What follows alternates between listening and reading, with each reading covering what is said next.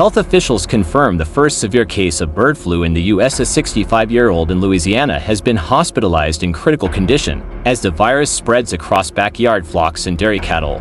What does this mean for public health and the agriculture industry? Let's break it all down. Welcome to Insightful Times. I'm Steve, and today we bring you the latest on the bird flu outbreak. The CDC has confirmed the first severe human case in Louisiana, sparking new concerns about the virus's spread in backyard flocks and livestock. Here's everything you need to know. The Centers for Disease Control and Prevention (CDC) reported on Wednesday that a 65-year-old individual in Louisiana was hospitalized after exposure to an infected flock of backyard birds. This marks the first severe case of H5N1 bird flu in the U.S.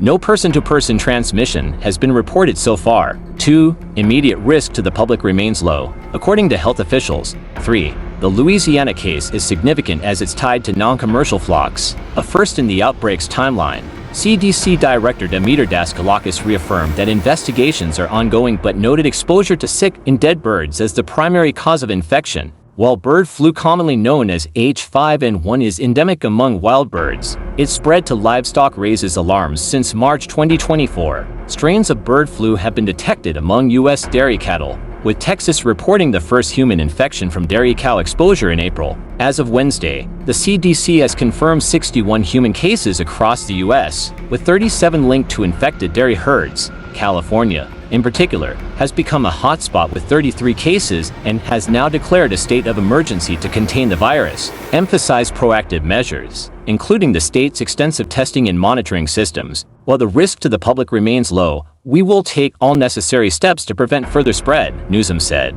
Efforts to contain the virus have faced challenges. 1. Some farmers oppose mandatory testing of commercial livestock, citing concerns about its impact. 2.